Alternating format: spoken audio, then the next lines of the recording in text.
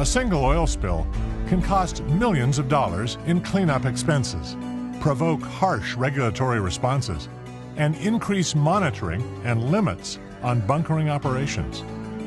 For the vessel, the most critical part and where most spills occur is in the topping off stages of the transfer. It's usually very dramatic. Even a minor amount of oil in the water can spread over a huge area and create a very visual effect. Safe bunkering practices require proper procedures, safety awareness, constant attention, and regular training. Safe bunkering practices protect both people and the environment. They require good communication, a well-trained crew, and compliance with local, state, federal, and international laws.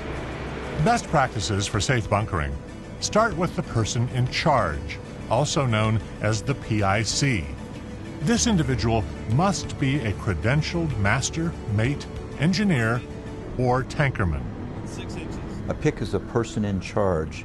There's one for the receiving vessel and one for the delivering vessel, and the PICs are the two designated people who are formally on each side in charge of that vessel's transfer at that time.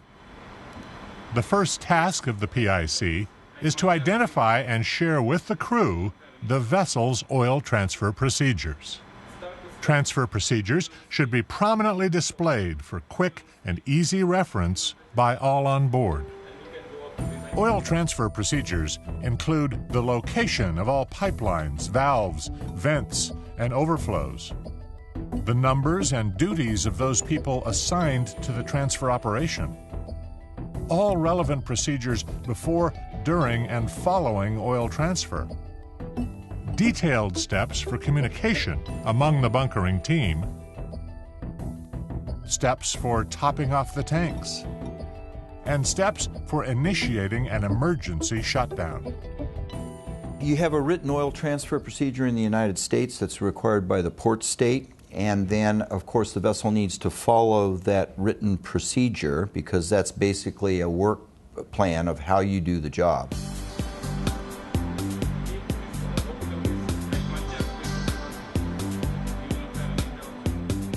The preloading plan should include descriptions of the tanks and their capacities, the current level and type of oil in the tanks, expected final oil level and percentage at completion, the sequence of filling, and the monitoring procedures.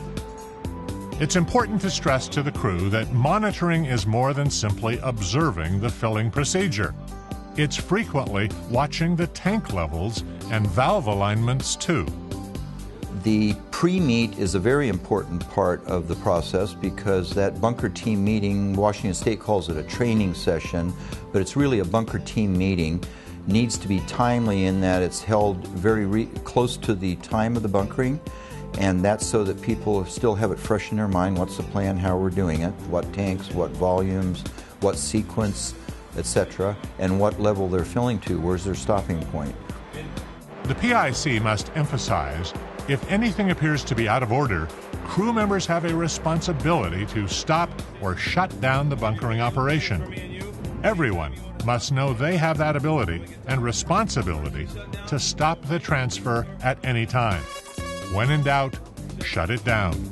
Anybody involved in the transfer can absolutely shut down a cargo transfer at any time.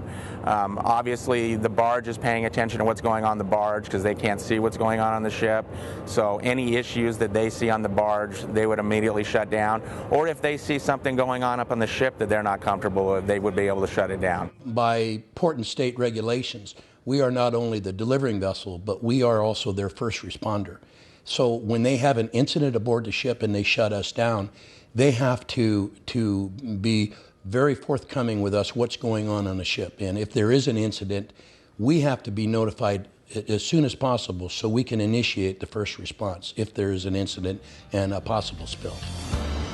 Designating transfer personnel is a key responsibility. Regulations vary, but most mariners agree that at least 4 individuals should devote their full time and attention to the bunkering process. The point of transfer watch must remain at the bunker manifold connection between the barge and receiving ships throughout the entire bunkering operation. It's a best practice to maintain a deck rover watch monitoring for spills. Additional crew may be needed to monitor all tank levels during topping off tanks or during bad weather conditions. I would say that the biggest incident is the ship, for some reason or another, overfills the tank, and they either have a deck spill or the spill enters the water. I would say that's the number one incident. Usually it's when they go to different tanks, sometimes they need to communicate the different rates, slow us down or speed us up. So I would say just the biggest incident for us that we look out for is the overfilling of the ship's tanks. Crew members assigned to bunkering operations should be free of distractions during the transfer, including any other duties. Cell phone usage and other electronic distractions should be prohibited. Communications procedures range from coordinating radio frequencies to use of common hand signals and gestures. Because radios and walkie-talkies may fail, basic hand signals are useful backups. Pay special attention to communications procedures in case of emergency. And stress again to crew members that they can stop the bunkering operation at any time should they observe something wrong. When in doubt, shut down. Emergency communications or an emergency shutdown needs to be a very clear part of the pre-transfer conference so both sides understand exactly what to do to have a very simple, clear, quick, and direct shutdown in the case of an emergency. Before the transfer process begins, prepare the deck and bunker manifold areas.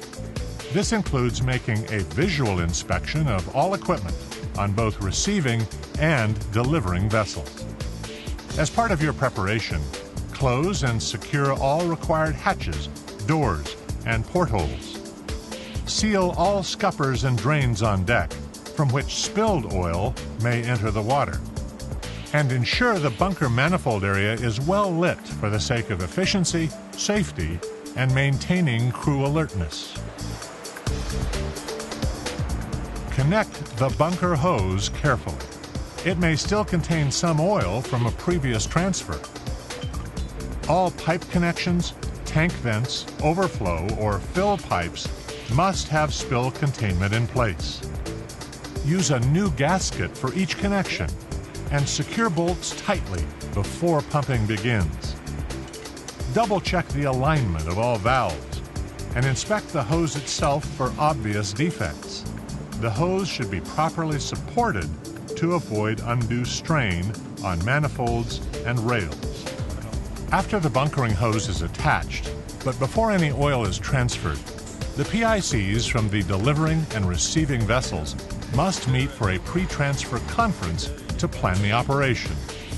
The conference must be conducted in English, and if there is a language difficulty, an interpreter should be available and present throughout the entire procedure. Conduct the conference face-to-face. Review together the loading plans and declarations of inspection, which will need to be signed. Next, use a checklist and jointly initial key areas of agreement, including the products, sequence, and flow of the oil, key procedures and personnel who will be involved, any watch changes agreed upon, and shutdown and topping off procedures. We talk about all the legalities of the transfer, making sure they have a loading plan.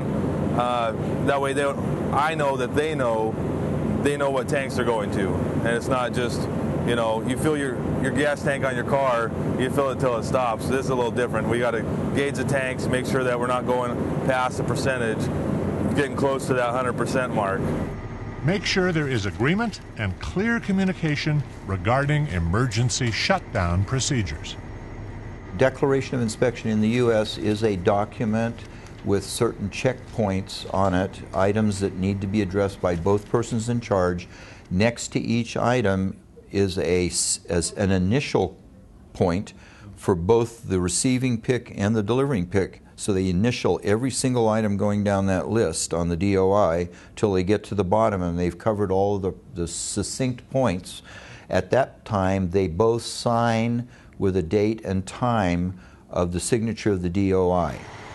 It's crucial that both bunker barge PIC and receiving ship's PIC sign the DOI and are mutually clear on the conditions it certifies. The PICs should discuss any cargo operations that may be going on during the bunkering operation. Cranes moving cargo should never overhang any part of the bunkering barge while it is alongside the ship. Confirm tank soundings prior to starting your bunker operations. Levels, not volumes, and ensure that all piping and valves are aligned properly to the correct tanks. Once PICs from both the bunker barge and receiving ship give their okays, fuel delivery begins. Start at a slow rate to ensure the transfer is proceeding as planned. Increase rate of flow to your agreed-upon maximum rate.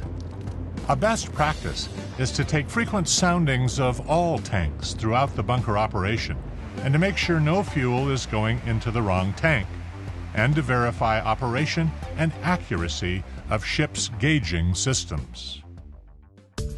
Make sure you monitor fuel pressure on the bunker barge. High pressure could signal a blockage or improper alignment. Crewmen on the receiving ship should alert the barge crew at least 5 minutes before changing tanks, topping off tanks, or securing the load. Maintain constant communication and status reports between bunker barge and the receiving ship. If there is a failure to respond, shut down immediately.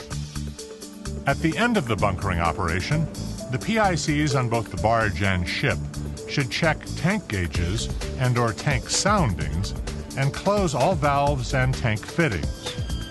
Crews must make sure the hose is depressurized and drained back into the barge. Blank the hose connection with a new gasket and bolt it shut after cleaning it of any surface oil and before stowing it back aboard the barge. No two bunkering operations are exactly alike. There are lessons to be learned each time oil is transferred from one vessel to another. It's useful to hold a post-bunkering meeting with the bunkering team after each operation and identify areas for continuous improvement. One of the things that's always good to do in any kind of an operation is to have a debriefing afterward, even if it's a routine operation, as bunkering is on vessels, because a debriefing gives you an opportunity to do a number of things. First of all, you can see what went well and congratulate yourselves that the system you've got in place is working. You can also identify items, either major ones or minor ones, that didn't work so well, and it gives you an opportunity to identify them, articulate them, and then find a way to address those to make them go smoother another time.